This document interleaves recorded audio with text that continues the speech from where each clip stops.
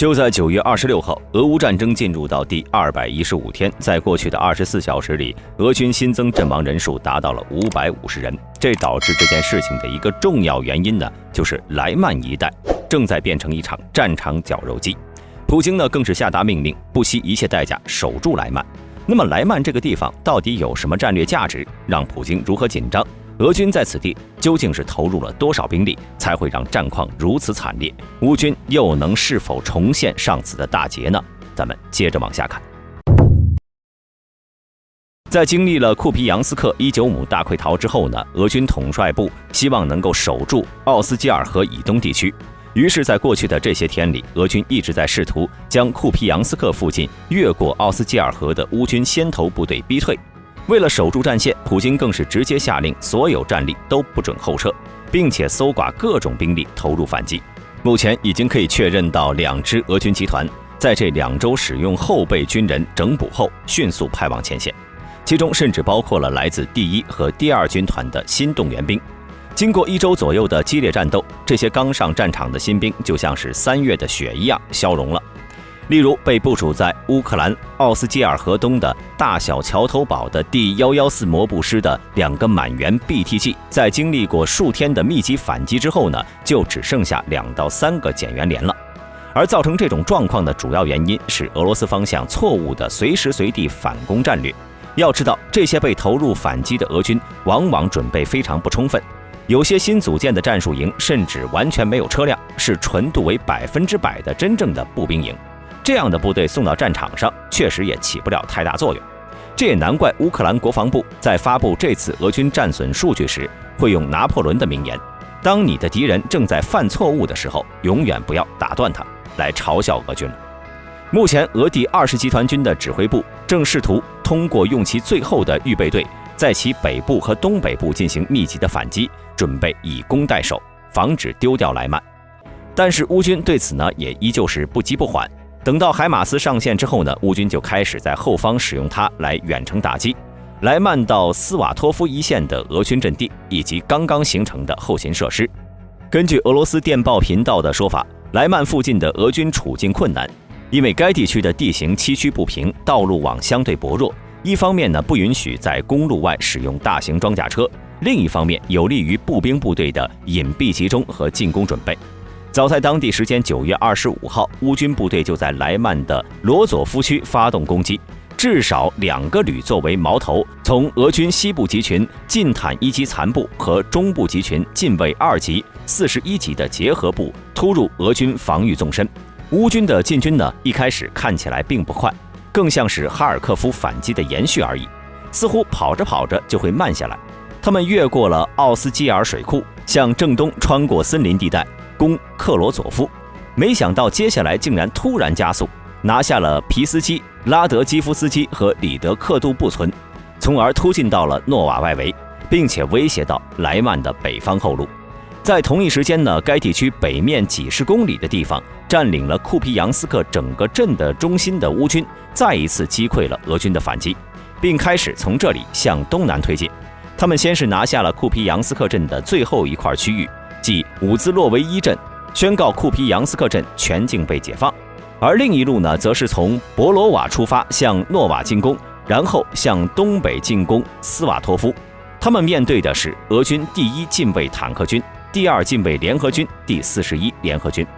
并且呢，最近几天俄军的空军大量出动轰炸乌军阵地。据称，普京已经下令不惜一切代价打击乌军，可能的就是为了减轻莱曼方向俄军的压力，因此也造成了10多架飞机被击落，每天阵亡的俄军多达400人以上。据了解，俄军在莱曼战场的部署，南侧应该是第1军，北侧大概是第1近卫战车军团、第2近卫联兵军团、第41联兵军团等。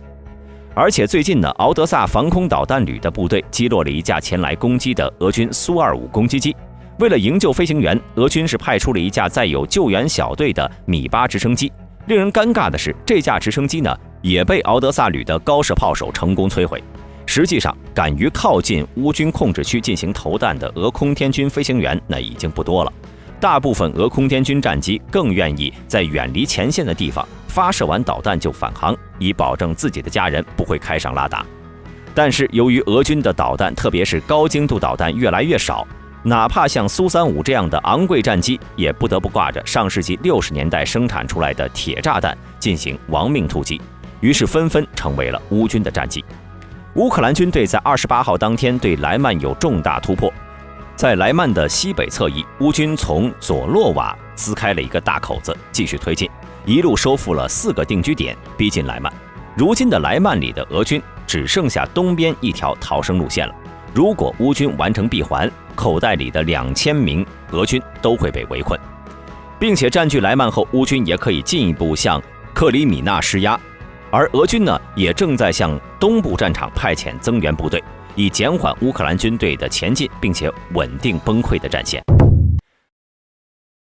而莱曼呢，一旦被突破，乌军呢就可以从南面和西面逼近克里米亚。而克里米亚一旦被收复，剩下的利西昌斯克和北顿就不难收复了。并且由于这一带呢是人烟茂盛的区域，一旦夺取了这里，基本上就意味着把卢甘斯克是夺回了一大半。另外，如果从库皮扬斯克攻击前进的乌军夺取斯瓦托夫的话，俄军在卢甘斯克的整个防线就更加摇摇欲坠。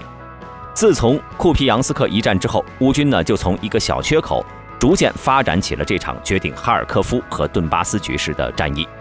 这次战役的积极意义不亚于俄军拿下了卢甘斯克。如果乌军能够顺利吃掉19姆的俄军，拿下莱曼，那么哈尔科夫的乌军就和斯拉维扬斯克的乌军完成了会师，他们有充足的空间和前沿阵地来夺回北顿涅茨克。但是即便如此，乌军也需要考虑一些客观的事实。首先，北顿涅茨克和北岸地貌不太好，这使得乌军机械化部队没法展开，只能拿轻步兵一点点的去推进，这样的话速度肯定会慢下来。其次就是俄军的援兵到来，如今已经陆续有一些俄军的援兵抵达交战区，乌军如果进攻顺利，接触线将推到如图中所标注的位置。但是想要守住这么大的一片地方，那么乌军呢就还需要在当地投入大量兵力来巩固防线。但是以北顿涅斯克河为分界线，南岸的乌军是不能调动太多的，因为在100公里之外的巴赫穆特、格尔洛夫卡、阿夫迪夫卡，俄军呢还在死磕。但光是北面这些人呢，其实并不太够，因此驻防的乌军还需要及时的补充兵力。并且近日，泽连斯基在接受采访时证实，NASAMS 先进国家防空系统已经交给了乌克兰。同时，他还表示，这远远不够覆盖乌克兰，让各地都变得安全。NASAMS 系统是由美国和挪威联合研制的，它经过了长时间的考验，就连财大气粗的美国呢，也是用它来保护白宫的。一般来说，一套 NASAMS 系统可以保护一个中型城市的空域安全。之前，美国已经将先行几十枚的该系统所运用的导弹运到了乌克兰，估计该系统很快就会正式投入使用。随着更多的 NASAMS 的到来和部署，也会使得乌军在面对俄罗斯的巡航导弹的威胁时，不再呈现出一种赤手空拳的状态。除此之外呢，美国还向乌军提供了36个哈姆导弹集装箱，这些反雷达导弹已经全部安装在了乌军的米格29和苏27战机上。乌军空军每天出动飞机打击俄军的炮兵雷达阵地。既然美国在大量提供，那么说明这种导弹呢是乌军用起来越来越顺手了。虽然乌军的米格29和苏27使用哈姆的方式比较原始、比较简陋，就是在地面先定好发射参数，然后飞到天上发射，只能用于打击敌人固定目标。但是这已经给俄军的防空雷达造成了巨大的困难。俄军雷达不敢开机，也就无法有效保障陆军不受乌空军的杀伤，也就造成了俄罗斯地面部队叫苦不迭。并且就在最近，美国国会是确定了新的120亿美元的对乌援助。华盛顿一名熟悉谈判消息的人士在周一表示，美国国会一项临时支出法案的谈判者已经同意包括向乌克兰提供近120亿美元的新军事和经济援助，这反映了美国对基辅的持续支持。消息人士说，应拜登政府的要求，这笔资金将包括45亿美元用于为乌克兰提供国防能力和设备，以及27亿美元用于继续提供军事、情报和其他国防支持。另外还有45亿美元用于下一季度继续向基辅政府提供直接预算支持，这样泽连斯基可以向国家工作人员支付工资。在这场长达7个月的俄乌战争中，华盛顿及其盟友向乌克兰提供了数百亿美元的安全和经济援助，并且承诺只要战争不结束，就会持续援助乌克兰。并且为了应对俄罗斯的这次动员，美军大量装备出现在波乌边境。当地人表示，这大概有数百辆装甲车、装甲运兵车、军用卡车和其他军事装备正在向乌克兰方向移动。很明显，俄罗斯的这次部分动员已经触动了北约的神经，并且为了应对俄罗斯的大招，美军最高将领马克米利更是亲自前往波兰视察当地一个高度保密的军事基地。该基地主要负责向乌克兰运输西方援助的武器弹药。马克米利来到之后表示，当前俄军在战场上的进展不顺利，极有可能会采取激烈措施扭转局势，因此所有人都有责任保持高度警惕。